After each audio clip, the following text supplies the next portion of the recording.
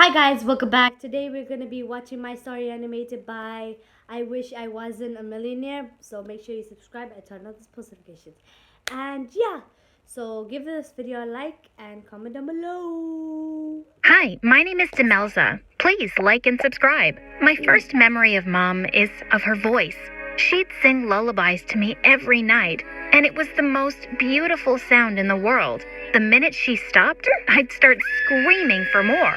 By the time I was 1, I could hum every lullaby perfectly. Dad would play the grand piano, and I'd jump onto his lap and press the keys, delighted by the sounds I made. On Dad's 30th birthday, there was a grand celebration at our mansion. In the middle of it, I climbed onto the table and started singing the birthday song. Suddenly, a hush fell over the room. Happy birthday to you. Happy birthday to you. Happy birthday, dear Daddy.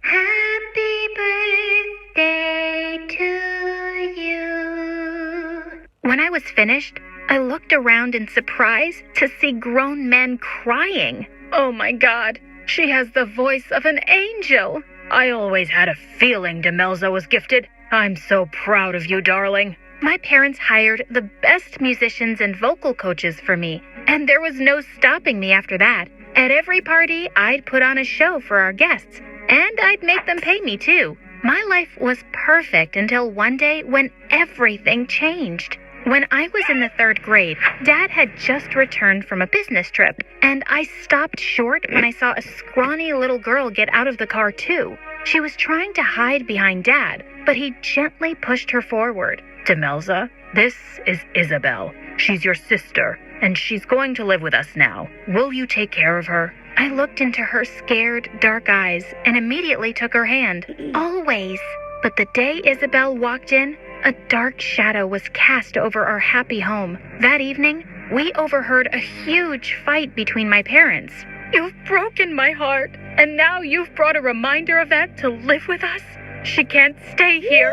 I won't raise a child that isn't mine. She has nowhere to go. Her mother's gone. I know you hate me right now, but please, don't take it out on her. She's just a kid. I didn't want Isabel to hear this, so I said, "Come on, I'll play something for you. What's your favorite song?" I didn't fully understand what was happening, but one thing was clear. Mom hated Isabel. She pretended like Isabel didn't even exist. But Dad and I adored her, and we more than made up for Mom's ice-cold attitude. But in the 8th grade, we got some news one day that turned our worlds around. Dad had been in a terrible car accident, and he was gone. We were all devastated, but Mom just shut herself up in her room for weeks. One night, I was reading a story to Isabel when Mom suddenly barged in. "What are you doing in my daughter's room? You're just a poor maid." Mom, are you okay? She's not a maid. This is Isabel, remember? How could I forget her? Everything bad that's happened to us is her fault. I stared in horror at Mom as Isabel started to cry. "Pack your things first thing in the morning, Isabel. You're going to be sleeping with the maids now." "What?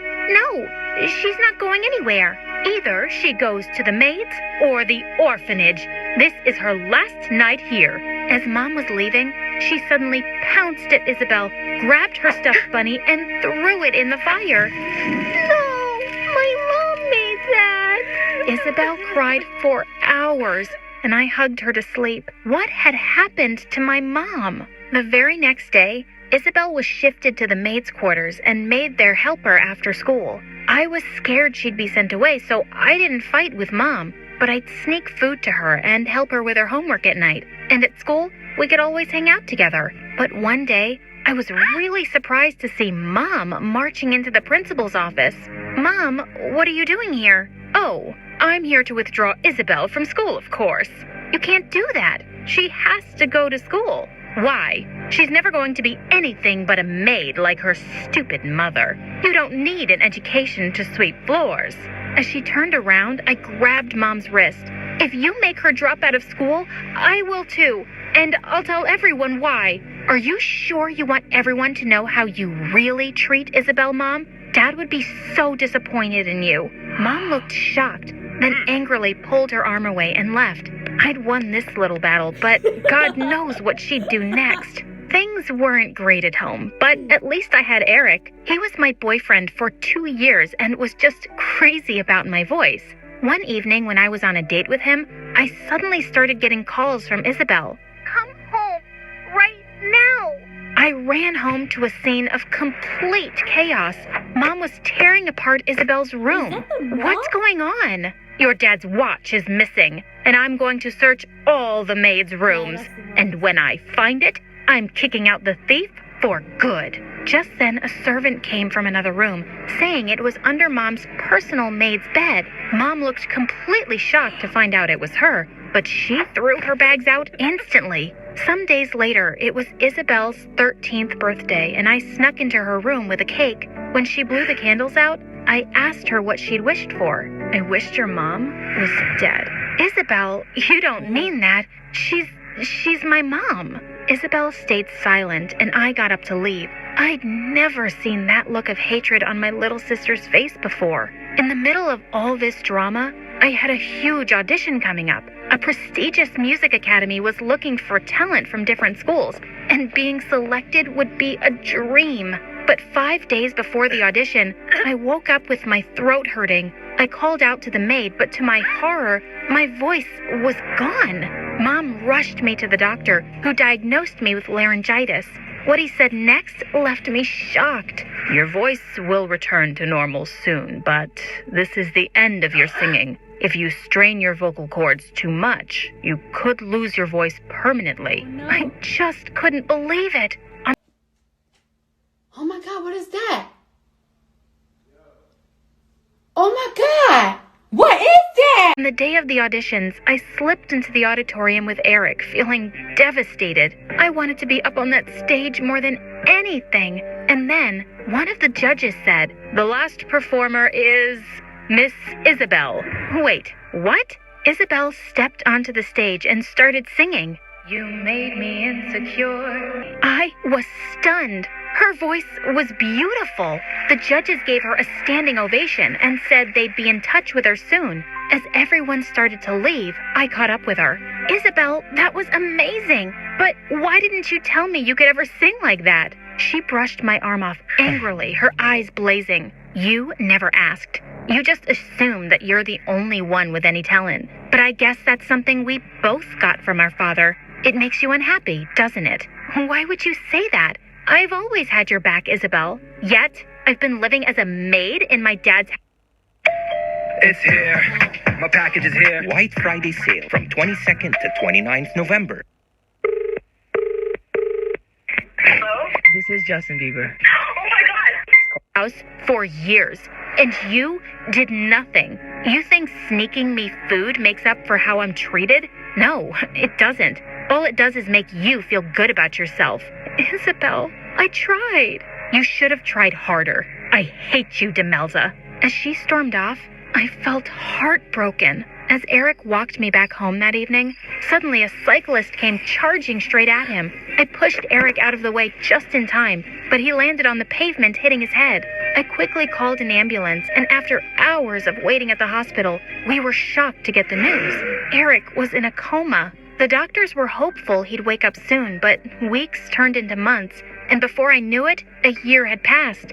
I was almost done with high school, and Isabel was in her music academy on full scholarship, but we never spoke anymore. One day when I went to see Eric, I was shocked to see him sitting up in bed. Oh my God, you're awake! He gently pushed me away. I'm sorry. Who are you? Eric, it's me, Demelza, your girlfriend. Can you sing? Yes.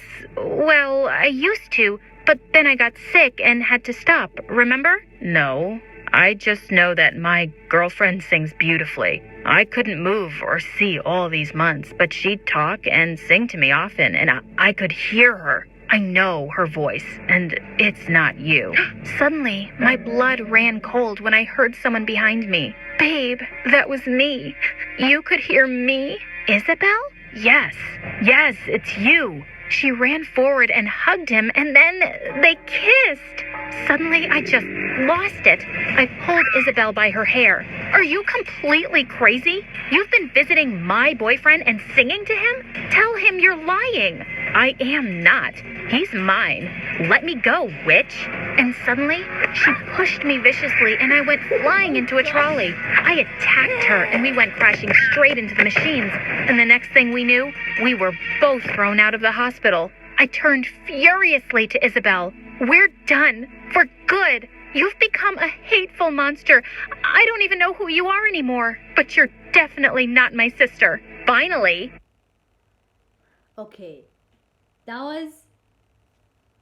I don't even know And with what that, to say. she left. I went on a very long walk to clear my head. And by the time I got home, Isabel was gone.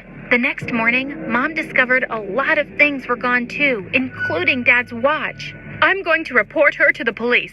I'm going to... Mom, just stop it. She's gone. That's what you wanted since you first saw her, right? And so what if she took Dad's stuff? It's hers too. Let it freaking go. A year later, I went off to university to study music. If I couldn't sing anymore, I could still play. In my final year, I was leaving the campus one day when I stepped on a newspaper. It had Eric and Isabel's face on the front page with the headline, "Billionaire to tie knot in 2 weeks." Well, good for them. But just a few days later, I walked into a coffee shop, and to my shock, I saw Eric there. And he was kissing a blonde girl that definitely wasn't Isabel. I just walked away. It wasn't my problem, but I couldn't stop thinking about it. And when her wedding day arrived, I just couldn't not do anything. Even if she hated me, she was my frickin' little sister. And that's how I found myself bursting into the church and running like crazy down the aisle. Hold it!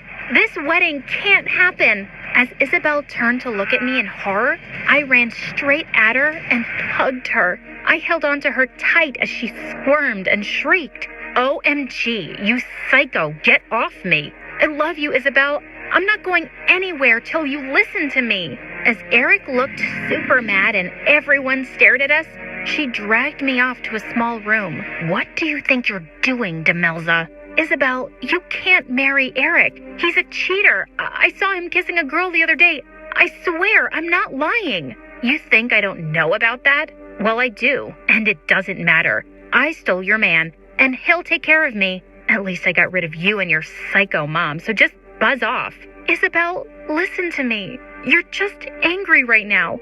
I'm so sorry about everything. Mom was unbelievably cruel to you, and I should have fought harder. You deserved so much better, and you still do. Don't marry this jerk, please. Why do you care? Because you're my little sister, and I miss you so much. I had 2 things that I loved the most. My voice and you. I lost my voice for good, and I don't want to lose you too. Please, forgive me and come with me. Oh, Demelza, I'm so sorry for all the horrible things I did to you. I thought I wanted to marry Eric to tease you, but I now realize that everything I've been doing in my life was to not end up alone. I just wanted to belong to someone. You belong to me. You're my family. I made a promise to Dad to take care of you, and I will, always.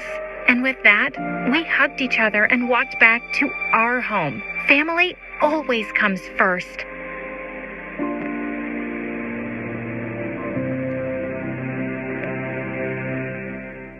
Yes, guys, family does come first, and you must always respect your family and